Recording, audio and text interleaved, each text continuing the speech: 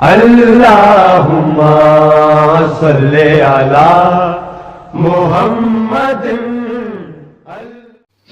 قرآن مجید سورہ مبارکہ حج میں ارشاد ربانی ہے،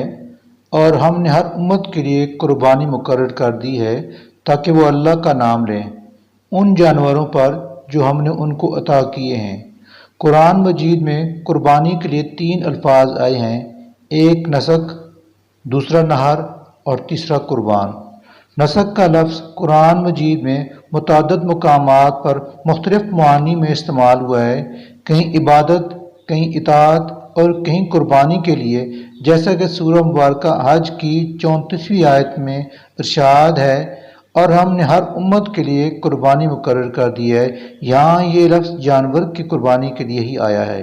کیونکہ اس کے فوراً بعد من بہیمۃ الانعام کا لفظ ہے، یعنی ان چوپایوں پر اللہ کا نام لے کر قربانی کریں جو اللہ نے ان کو عطا کیے۔ دوسرا لفظ قربانی کے لیے قرآن مجید میں نہر کا آیا ہے، جو سورہ الکوثر میں ہے، یعنی اپنے رب کے لیے نماز پڑھیں اور قربانی کریں۔ قربانی کا لفظ قرآن مجید میں سورہ مائدہ کی 27ویں آیت میں آیا ہے، جہاں حضرت آدم علیہ السلام کے دونوں بیٹوں حضرت حابیل اور قابیل کے واقعہ کا ذکر ہے، یعنی آپ ان لوگوں کو آدم کے 2 بیٹوں کا سچا واقعہ سنائیے کہ جب دونوں نے قربانی کی تو ان میں سے ایک کی قربانی قبول ہوئی اور دوسرے کی قبول نہ ہوئی۔ اردو زبان میں لفظ قربانی عام طور پر عید الاضحیٰ کی مناسبت سے عمل کے لیے استعمال ہوتا ہے۔ اسلامی اصطلاح میں قربانی کا ایک خاص مفہوم ہے، جس کا تذکرہ امام راغب اصفہانی نے مفردات القرآن میں فرمایا ہے، یعنی قربانی ہر اس چیز عمل کو بھی کہا جاتا ہے جس کے ذریعے اللہ تعالیٰ کا قرب حاصل کیا جائے، چاہے وہ جانور ذبح کر کے ہو یا صدقہ خیرات کر کے۔ چنانچہ عرف عام میں قربانی کا لفظ جانور کی قربانی کے لیے بولا جاتا ہے۔ قرآن حکیم کے مطابق کسی حلال جانور کو اللہ تعالیٰ کا قرب حاصل کرنے کی نیت سے ذبح کرنا حضرت آدم علیہ السلام کے زمانے سے شروع ہوا۔ قرآن مجید کے مطابق پہلے انبیاء کرام کے دور میں قربانی کے قبول ہونے یا نہ ہونے کی پہچان یہ تھی کہ جس قربانی کو اللہ تعالیٰ قبول فرما لیتے تو ایک آگ آسمان سے آتی اور اس کو جلا دیتی۔ جب رسول اللہ صلی اللہ علیہ وسلم نے مدینہ طیبہ میں مقیم یہودیوں کو ایمان لانے کی دعوت دی تو سورہ آل عمران کی آیت 183 میں بیان فرمایا کہ انہوں نے کہا کہ یعنی اللہ تعالیٰ نے ہم سے یہ طے کر لیا ہے کہ ہم کسی بھی رسول پر اس وقت تک ایمان نہ لائیں جب تک کہ وہ ہمارے پاس ایسی قربانی نہ لائے جسے آگ کھا لے۔ حالانکہ یہ یہودی انتہائی غلط بانی سے کام لے رہے تھے، لیکن امت مسلمہ پر اللہ تعالیٰ کا یہ خاص انعام ہے کہ قربانی کا گوشت ان کے لیے حلال کر دیا گیا ہے، لیکن ساتھ یہ وضاحت فرما دی گئی کہ قربانی کا مقصد اور اس کا فلسفہ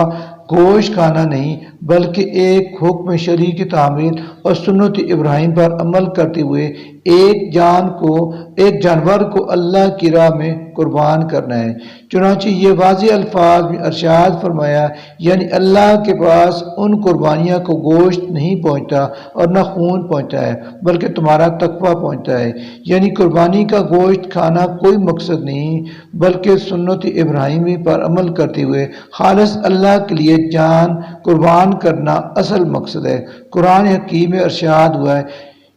یعنی جب ابراہیم علیہ السلام کا بیٹا اسماعیل علیہ السلام اس قابل ہو گیا کہ باپ کے ساتھ چل کر ان کے کاموں میں مددگار بن سکے تو حضرت ابراہیم علیہ السلام نے کہا، اے میرے پیارے بیٹے، میں نے خواب میں دیکھا ہے کہ میں تجھے ذبح کر رہا ہوں، بتاؤ کہ تمہاری کیا رائے ہے؟ سعادت مند بیٹا بھی تو خلیل اللہ کا بیٹا تھا، کہنے لگا، ابا جان آپ وہ کام کر گزریں جس کا آپ کو حکم دیا گیا ہے، آپ انشاءاللہ مجھے صبر کرنے والوں میں سے پائیں گے۔ جب باپ بیٹا قربانی کے لیے تیار ہو گئے اور باپ نے بیٹے کو قربان کرنے کے لیے چہرے کے بل کروٹ پر لٹا دیا تو ارشاد باری تعالیٰ ہوا، اے ابراہیم، آپ نے خواب کو سچا کر دکھایا۔ اس کے ساتھ ہی ایک دمبا حضرت اسماعیل علیہ السلام کی بجائے قربانی کے لیے نازل کر دیا، اور اللہ تعالیٰ نے اپنے محبوب پیغمبر ابراہیم خلیل اللہ علیہ السلام کے اس عمل کو اس حد تک پسند فرمایا کہ قیامت تک ان کی یاد کو زندہ رکھنے کے لیے قربانی ہر صاحب استطاعت پر واجب کر دی۔ ابراہیم خلیل اللہ کے کارناموں میں سے جو چیزیں کسی خاص مقام کے ساتھ مخصوص ہیں وہ صرف ان مقامات پر حاجی حضرات کے لیے خاص کر دی گئی ہیں جس میں جمرات یعنی کنکریاں مارنا، صفا و مروہ کے درمیان چکر لگانا اور قربانی کرنا تمام امت مسلمہ کی استطاعت رکھنے والے افراد کے لیے واجب فرمایا۔ چنانچہ خود رسول اکرم صلی اللہ علیہ وسلم اور تمام صحابہ کرام رضوان اللہ علیہم اجمعین اور پوری امت کے مسلمان ہر خطے میں اس حکم پر عمل کرتے ہوئے رہے اور قربانی کو شعار اسلام میں شمار کیا گیا۔ سورہ حج کی 36ویں آیت میں ارشاد فرمایا، قربانی کے اونٹ اور گائے کو ہم نے شاعر اللہ یعنی اللہ کی عظمت کا نشان بنایا ہے، اس میں تمہارے لیے خیر ہے۔ اس لیے قرآن مجید کے مطابق قربانی کا فلسفہ اور اس کی حقیقت یہ معلوم ہوئی کہ انسان قربانی کے ذریعے اللہ تعالیٰ کے لیے جان قربان کرتا ہے۔ اس میں گوشت کھانا مقصود نہیں اور نہ اس میں ریاکاری دکھاوا آئے اور نہ کوئی اور وسوسہ آئے۔ یہ خاص اللہ کے لیے جان اور مال کو قربان کرنا ہے، اور رسول اللہ کو یہ حکم دیا گیا ہے کہ جو امت کے ایمان کا حصہ ہے۔ قربانی دراصل تجدید عہد کا نام ہے، جیسا کہ بندہ مومن اللہ رب العزت کی بارگاہ میں یوں ملتمس ہوتا ہے کہ بے شک میری نماز اور میرا حج اور میری قربانی سمیت بندگی اور میری زندگی اور میری موت اللہ کے لیے ہے جو تمام جہانوں کا رب ہے۔ سورہ انعام۔ اسلام نے اپنے پیروکاروں کو تسلیم و رضا، ایثار اور قربانی کا وہ راستہ دکھایا جو ایمانی، روحانی، معاشرتی، معاشی، سماجی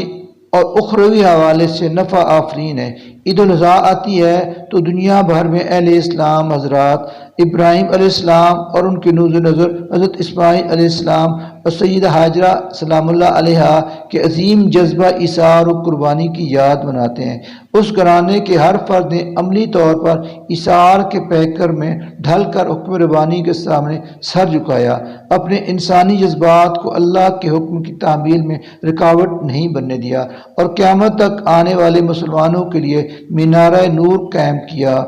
جو ہر سال مسلمانوں کو جھنجھوڑ کر یہ کہتا ہے کہ دیکھو کہیں فانی دنیا کی فانی راحتوں میں گم نہ ہو جانا بلکہ اپنے رب کی رضا پر سب کچھ لٹا دینا، اسی صورت دونوں جہان کی رحمتوں کو حاصل کر لو گے۔ یہ بات شعوری طور پر سمجھنے اور سمجھانے کی ہے کہ قربانی کا مقصد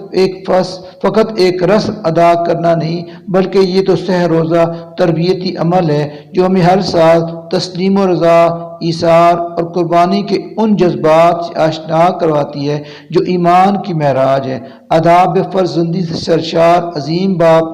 کے عظیم بیٹے نے اپنی گردن کسی تردد کے بغیر اللہ تعالیٰ کے حکم کی تنفیذ کے لیے پیش کر دی۔ ایک ماں نے برسوں کی دعاؤں، التجاؤں اور مناجتوں کے بعد حاصل ہونے والے اپنی نور نظر کو بلند حوصلے کے ساتھ اللہ تعالیٰ کی بارگاہ میں پیش کر دیا۔ ایک عظیم باپ نے کسی تردد کے بغیر فطری جذبات کو اللہ تعالیٰ کے حکم پر تسلیم کرتے ہوئے تسلیم و رضا کی بلند ترین حدوں کو چھو لیا اور عملی طور پر اپنے رب کے حکم کی تعمیل کی فرمائی۔ اللہ تعالیٰ نے اپنے خلیل کو اپنے خاص لطف و کرم سے نوازنے کے لیے جس امتحان میں ڈالا تھا اس میں حضرت ابراہیم علیہ السلام نہیں ان کا پورا گھرانہ اللہ کی بارگاہ میں سرخرو ہو گیا۔ قیامت تک حج کی سعادت پانے والے دنیا بھر کے مسلمان مینا میں قربانی پیش کرتے ہوئے اس قربانی کی یاد مناتے رہیں گے۔ عید الاضحیٰ دلوں میں ایثار اور تسلیم و رضا کے چراغ جلاتی رہے گی۔ جس رب نے ہمیں قربانی کا حکم دیا ہے وہ جانوروں کی نسل کی بقا کا علم بھی رکھتا ہے اور اپنے بندوں کے فلاح و بہبود کو بھی خوب جانتا ہے۔ کسی گلما گو کو یہ زیب نہیں دیتا کہ وہ قربانی کے حوالے سے اپنے محدود اور تاریک ذہن کے خیالات کو خدمت خلق کے تناظر میں زیادہ نفع آفرین گمان کرے۔ ہمیں یہ زیب نہیں دیتا کہ ہم یاد تو اس عظیم قربانی کے منائیں مگر عملی طور پر ایثار کے راستے پر نہ چلیں۔ ہمارا یہ طرز عمل نہیں ہونا چاہیے کہ لفظ جانور ذبح کر دیں، بلکہ قربانی کو وسیع تناظر میں دیکھتے ہوئے ہمیں قربانی کا سارا سال پیش نظر رکھنا چاہیے تاکہ ہم اللہ تعالیٰ کی رضا حاصل کر سکیں۔ اگر اللہ نے ہمیں اعلیٰ منصب عطا فرمایا ہے تو وہ منصب اقربا پروری اور ناجائز منفعت حاصل کرنے پر صرف نہ کریں بلکہ اللہ تعالیٰ کی مخلوق کو راحت پہنچانے میں صرف کریں۔ نیز خلق خدا کی راحت کو اپنی خواہشات پر اللہم صلی علی محمد